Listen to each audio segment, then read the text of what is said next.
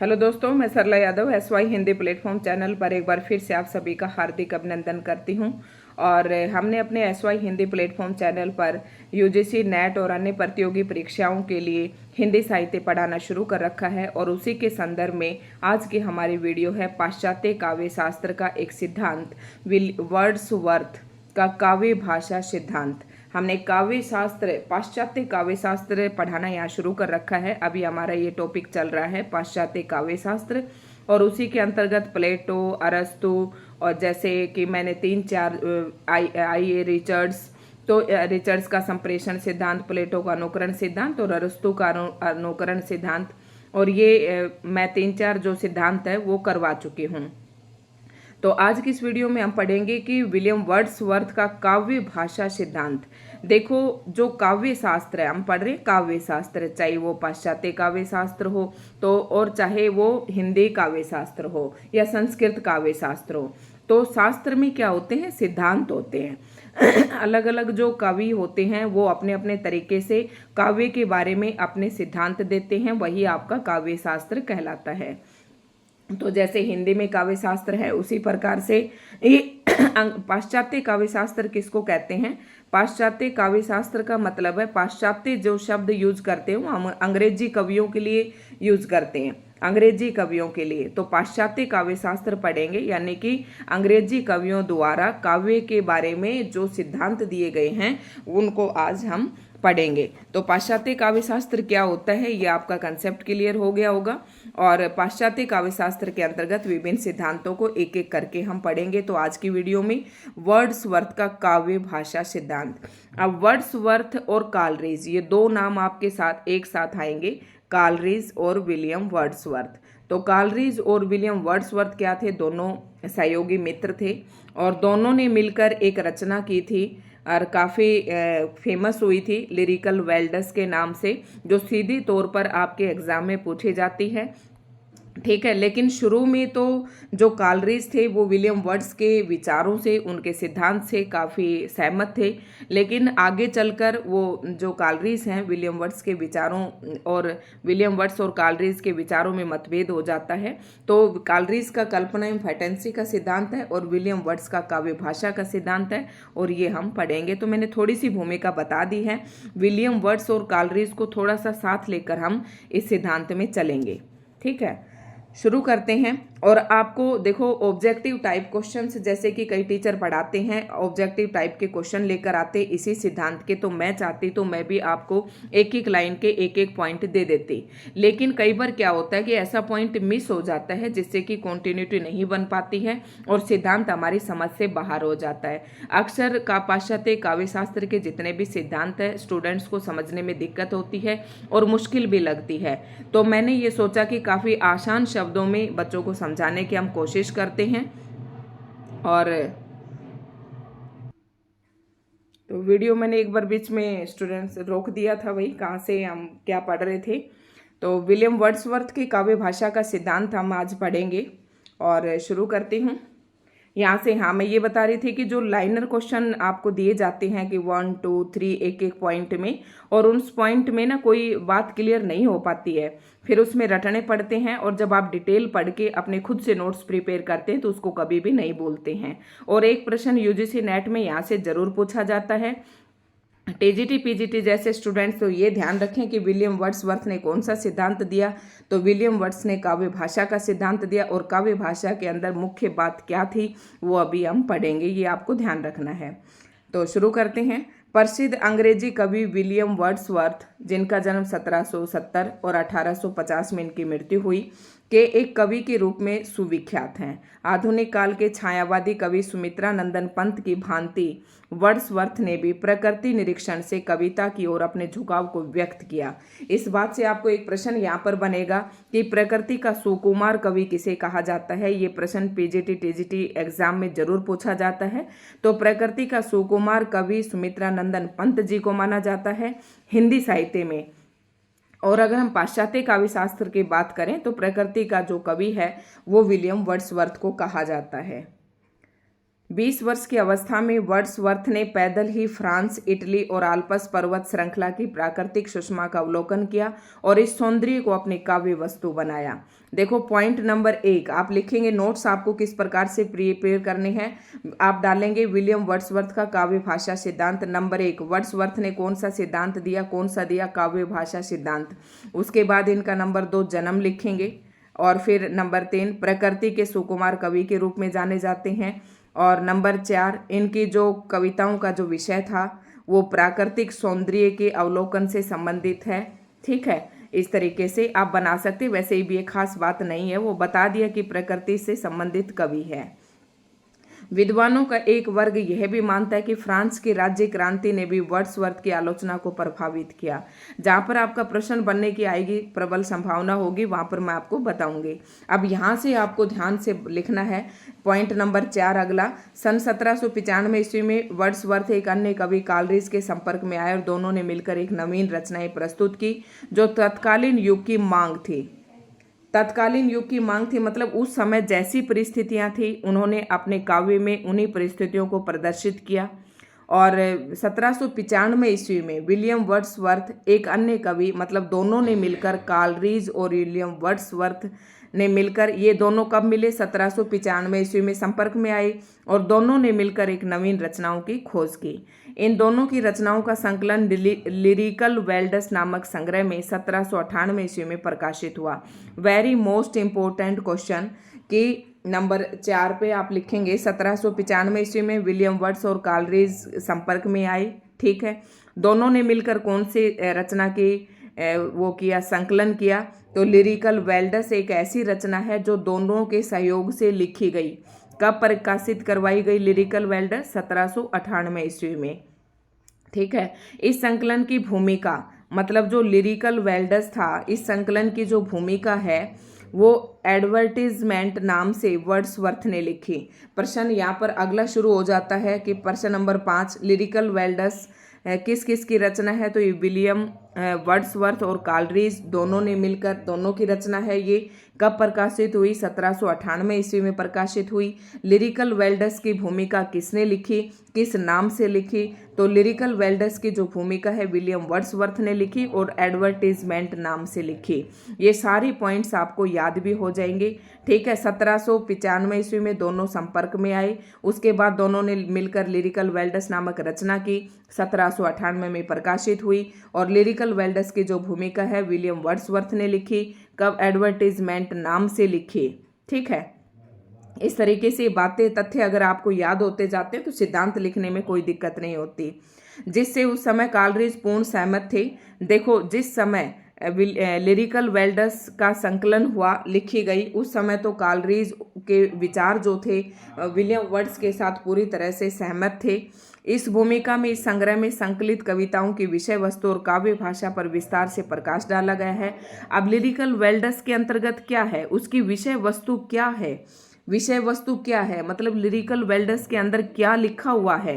तो क्या है उसके अंदर कि काव्य भाषा पर विस्तार से प्रकाश डाला है कि काव्य की भाषा कैसी होनी चाहिए। अब काव्य की भाषा के अंदर अलंकार, प्रतीक, बिंब, छंद, रस, ये सब आ जाते हैं। तो इन सभी पर विस्तार से प्रकाश डाला गया है, जिसकी तीखी आलोचना नव अभिजात्यवादी आलोचकों ने की। किसकी आलोचना की, काव्य भाषा की। सन 1800 ईस्वी में लिरिकल वेल्डस का दूसरा संस्करण प्रकाशित हुआ। अब आपको ये ध्यान रखना है कि लिरिकल वेल्डस का पहला संस्करण कब प्रकाशित हुआ। तो लिरिकल वेल्डस का पहला संस्करण कब प्रकाशित हुआ, लिरिकल वेल्डस का जो पहला संस्करण था वो 1798 में प्रकाशित हुआ। उसी के बाद इसी के अंदर थोड़ा बहुत चेंज करके इसका दूसरा संस्करण निकाला गया। किसका, लिरिकल वेल्डस का दूसरा संस्करण 1800 ईस्वी में प्रकाशित हुआ, जिसमें वर्ड्सवर्थ ने एक लंबी भूमिका प्रीफेस टू लिरिकल वेल्डस नाम से जोड़ी। देखो जो लिरिकल वेल्डस रचना है ये कालरीज और विलियम वर्ड्सवर्थ दोनों ने मिलकर लिखी और इसकी जो लिरिकल वेल्डस की जो भूमिका है वो विलियम वर्ड्सवर्थ ने लिखी और एडवर्टीजमेंट नाम से लिखी।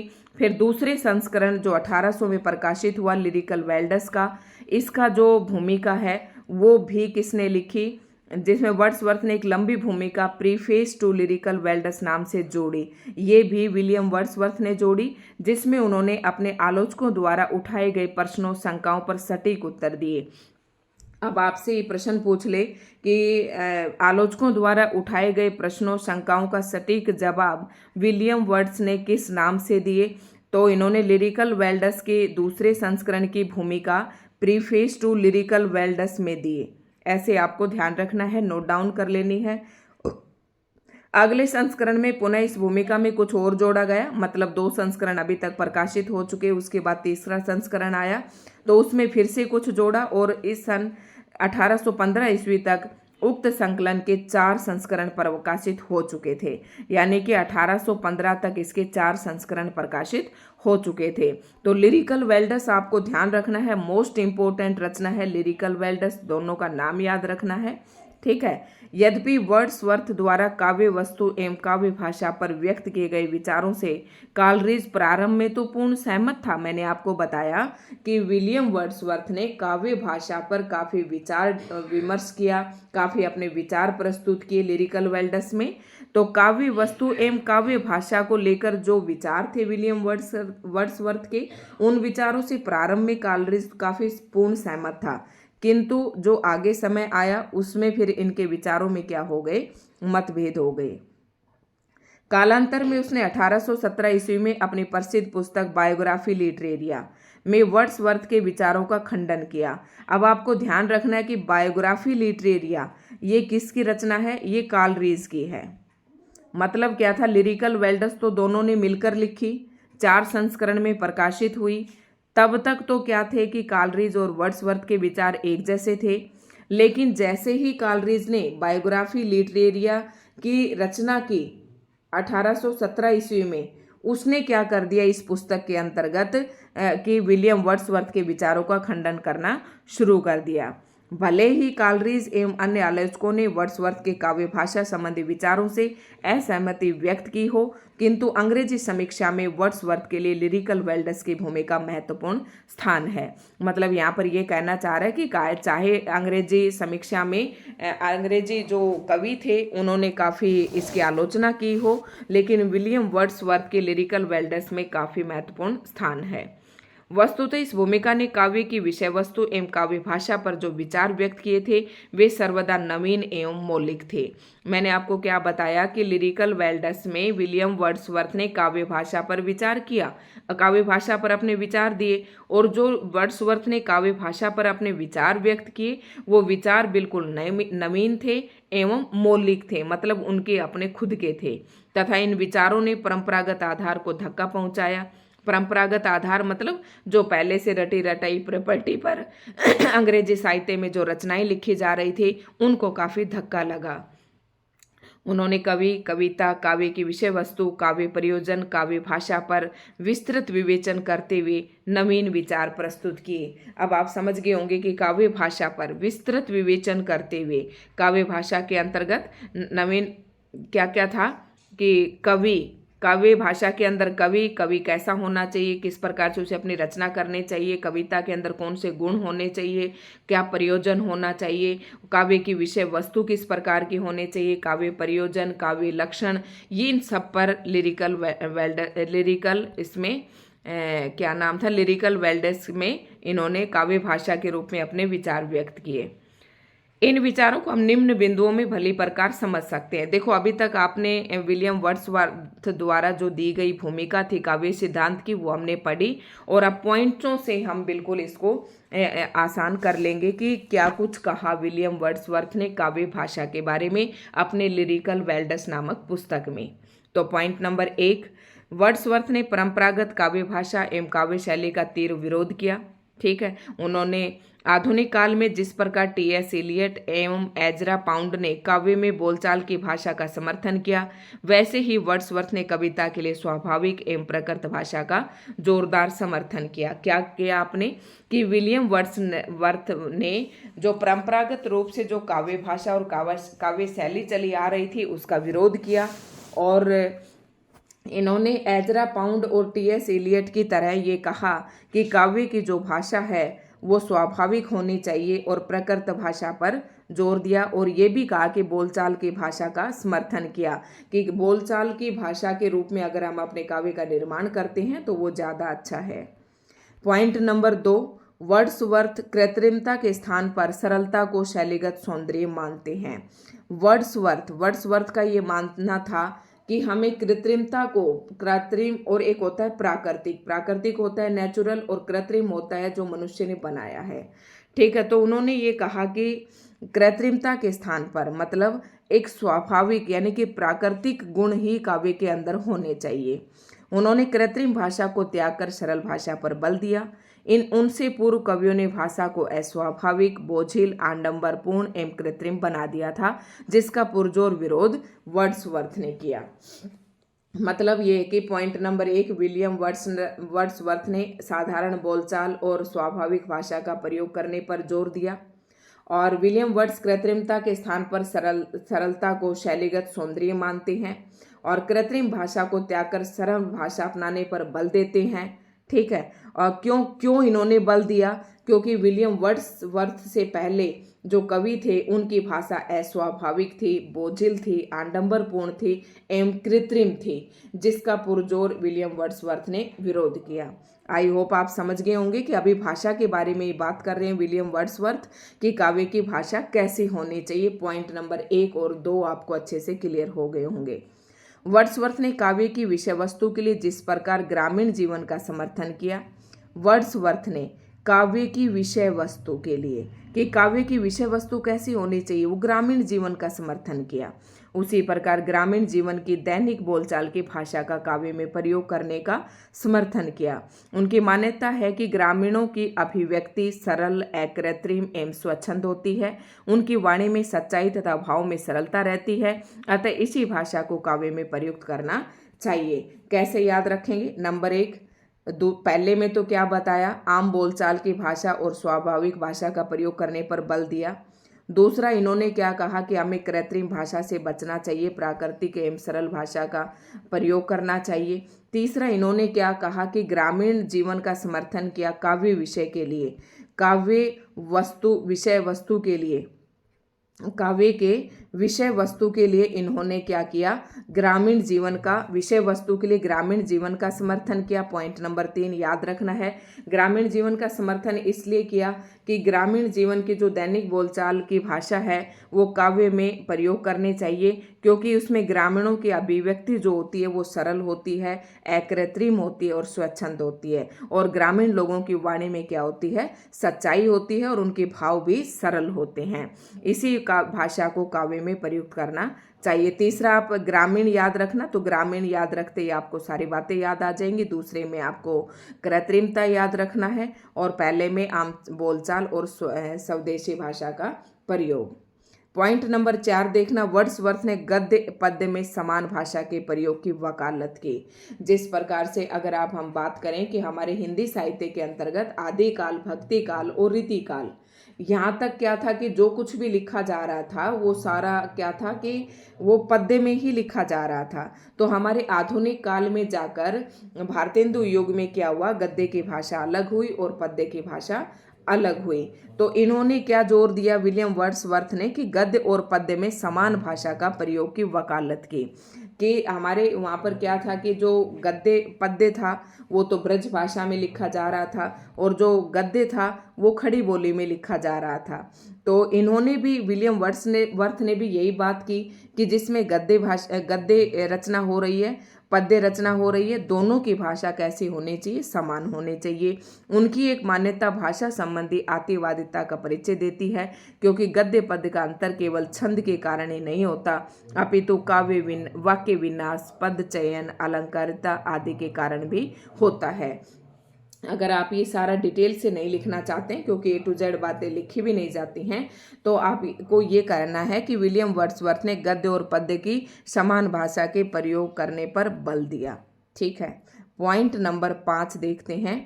पॉइंट नंबर 5, इससे आपको जो वर्ड्सवर्थ का भाषा का सिद्धांत था वो आपको पूरी तरीके से समझ में आ जाएगा इन पॉइंट्स से। वर्ड्सवर्थ कविता को मतलब spontaneous overflow of powerful feelings, अर्थात प्रबल भावावेगों का स्वच्छंद प्रवाह मानते थे। प्रबल भावों की भाषा स्वतः ही भव्य, सजीव एवं चित्रात्मक होती है। बिल्कुल सही बात है कि प्रबल जो भावावेगों का स्वच्छंद प्रवाह मानते थे। देखो काव्य विलियम वर्ड्स ने कविता को, जैसे कि मैं एक कवि हूँ और मैं कविता करना चाहती हूँ, मैंने मेरे सामने कोई दृश्य देखा या कोई नज़ारा देखा या कोई ऐसा विचार मेरे मन में आया कि तुरंत मेरे मन में जो भावावेग थे वो एकदम प्रफुल्लित हो उठे और मैंने रचना कर डाली।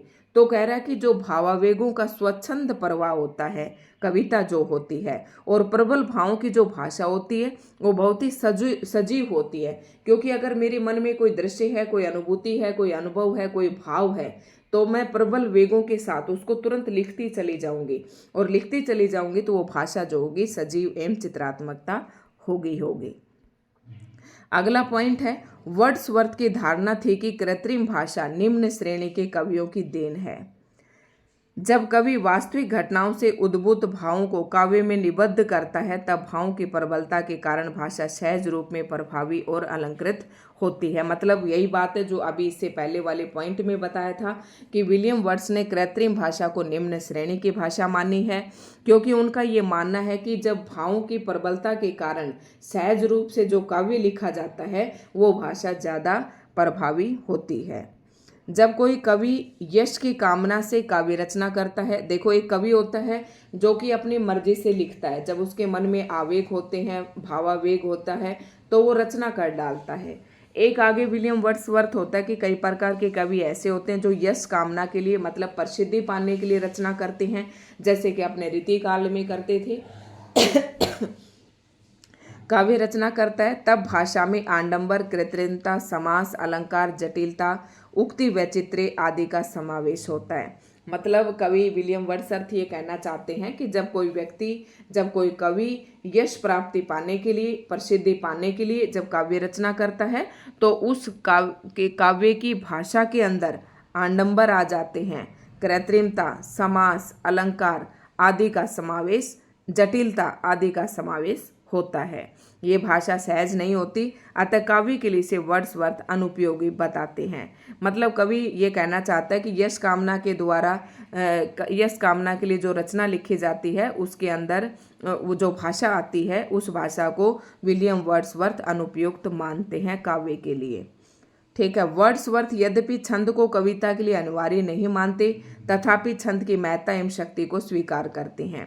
मतलब अगला पॉइंट ये है कि विलियम वर्ड्सवर्थ जो है छंद को इतना अधिक महत्वपूर्ण तो नहीं मानते कविता के लिए, लेकिन उसकी महत्ता को जरूर स्वीकार करते हैं।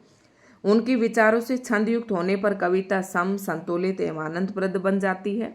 छंद विषय के उपयुक्त होना चाहिए, मतलब विषय के अनुकूल होना चाहिए, ताकि प्रभावी कविता बनती है।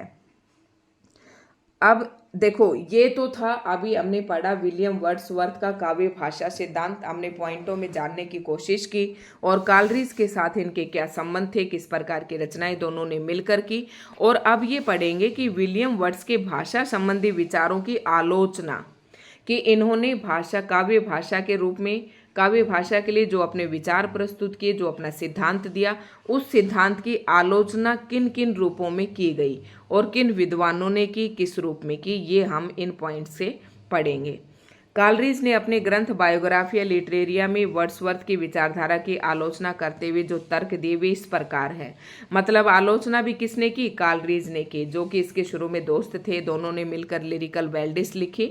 लेकिन कालरीज ने बाद में बायोग्राफिया लिटरेरिया लिखी और इस लिटरेरिया में इन्होंने विलियम वर्ड्सवर्थ की विचारधारा की क्या की? आलोचना की। वो किस प्रकार से की? नंबर 1, कालरीज के अनुसार ग्रामीण भाषा की शब्दावली अपर्याप्त और कामचलाऊ होती है। मतलब विलियम वर्ड्स ने ये कहा कि काव्य की भाषा ग्रामीण होनी चाहिए, ठीक है, और मतलब स्पष्ट होनी चाहिए। और कालरीज ने क्या कहा कि ग्रामीण की जो भाषा होती है ना वो कामचलाऊ होती है और अपर्याप्त होती है। ये कहकर इन्होंने आलोचना की। उसमें काव्य की गहन, सूक्ष्म एवं विविध अनुभूतियों को व्यक्त कर सकने की क्षमता नहीं होती। पॉइंट नंबर 1, ये आलोचनात्मक पॉइंट है, ठीक है। और वर्ड्सवर्थ काव्य में उस भाषा के प्रयोग पर बल देते हैं जो मनुष्यों की वास्तविक भाषा है, अर्थात वे कृत्रिमता से बचने की बात कहते हैं। तो हमने अभी पढ़ा था कि विलियम वर्ड्सवर्थ जो है कृत्रिम भाषा का प्रयोग करने के लिए से मना करते हैं कवियों को, मतलब उसके पक्ष में नहीं है। किंतु कालरीज का मत है कि प्रत्येक मनुष्य की भाषा उसके ज्ञान, क्रिया, संवेदना, शिक्षा के स्तर आदि के कारण भिन्न भिन्न प्रकार की होती है। ये बात भी सही है। विलियम वर्ड्सवर्थ ने तो क्या कहा कि मनुष्य की वास्तविक भाषा का प्रयोग करना चाहिए। अब जैसे मैं हूँ, एक मनुष्य हूँ, मान लो मैं अनपढ़ हूँ, ठीक है, या एक ऐसे क्षेत्र में रहती हूँ जो बिल्कुल बैकवर्ड है, ठीक है, तो वास्तविक भाषा का प्रयोग अगर मैं करूंगी तो आप अंतर देख सकते हैं। एक शहर में रह रहा है, अच्छे खासे एरिया में रह रहा है, अच्छा खासा पढ़ा लिखा व्यक्ति है, और एक थोड़ा सा ग्रामीण क्षेत्र से है और इतना ज़्यादा पढ़ा लिखा भी नहीं है, लेकिन काव्य के अंदर उसके गुण है और काव्य रचना कर रहा है, तो किसकी आपको ज़्यादा सही लगेगी?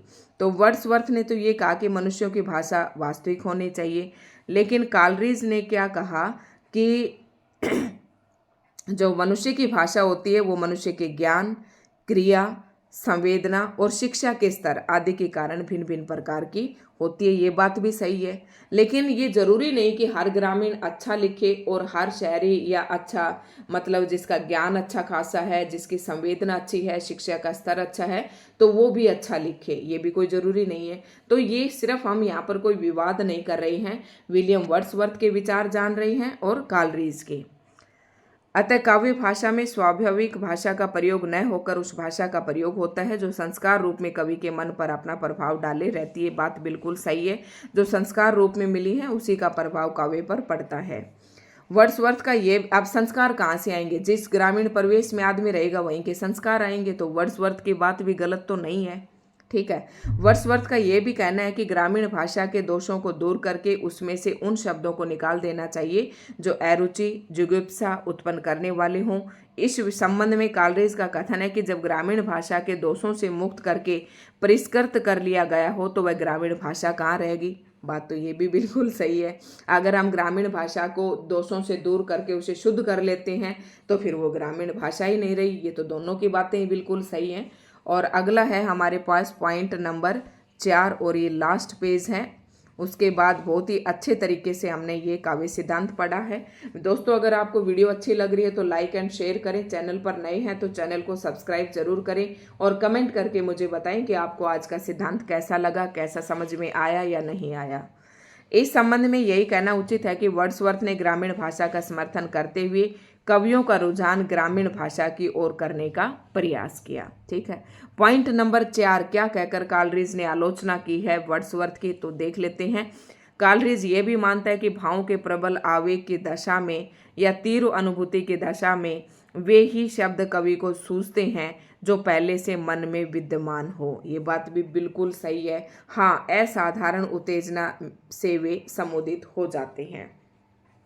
मतलब आप देख रहे होंगे कि जैसे कि तीव्र अनुभूति की दशा में जब हम इंटरव्यू दे रहे होते हैं तो तीव्र गति से हमें हर बात को अनुभव करना होता है जो वो प्रश्न सामने वाला हमसे पूछ रहा है। तो उस समय कवि कह रहा है, उस समय अगर हम कोई जवाब देते हैं तो हम वो जवाब दे पाते हैं जो हमारे मन में होता है, ठीक है। वर्ड्सवर्थ का कहना है कि काव्य में प्रयुक्त शब्द अलौकिक नहीं होते, वे बोलचाल की भाषा से ही ग्रहित होते हैं, लेकिन इस अवस्था में प्रयुक्त होने पर अधिक भाव, ये आप रहने दें। पॉइंट इससे पहले वाला स्पष्ट हो गया है। और पॉइंट नंबर 5 क्या कह रहा है? कालरीज ने गद्य पद की भाषा की एक रूपता का भी विरोध किया। उसके अनुसार कोई शब्द या शब्द क्रम केवल गद्य के लिए होता है तो कोई पद्य के लिए, इसलिए गद्य और पद्य की भाषा में अभेद स्वीकार्य नहीं है। मतलब कालरीज ने, विलियम वर्ड्सवर्थ ने कहा था गद्य पद्य की भाषा एक जैसी होनी चाहिए, लेकिन कालरीज कह रहा है कि गद्य और पद्य की भाषा की एक रूपता का विरोध किया, क्योंकि इनका मानना है कि कोई शब्द या शब्द क्रम गद्य के लिए होता है और कोई शब्द किसके लिए होता है? पद्य के लिए। तो दोनों की भाषा एक जैसी कैसे हो सकती है? तो अब निष्कर्ष क्या निकलता है ये देख लेते हैं। उक्त विवेचन के आधार पर यह कहा जा सकता है कि वर्ड्सवर्थ के काव्य भाषा संबंधी विचार निश्चित ही मौलिक एवं नवीन है। वस्तुतः वह काव्य में आडंबरपूर्ण भाषा के विरोधी था और सरल यहाँ से आप पॉइंट बना के लिख सकते हैं। निष्कर्ष में एक एक पॉइंट मिलेगा आपको विलियम वर्ड्सवर्थ के काव्य भाषा सिद्धांत का। नंबर 1, वर्ड्सवर्थ के काव्य भाषा संबंधी विचार निश्चित ही मौलिक एवं नवीन है। नंबर 2, वर्ड्सवर्थ आडंबरपूर्ण भाषा का विरोधी था।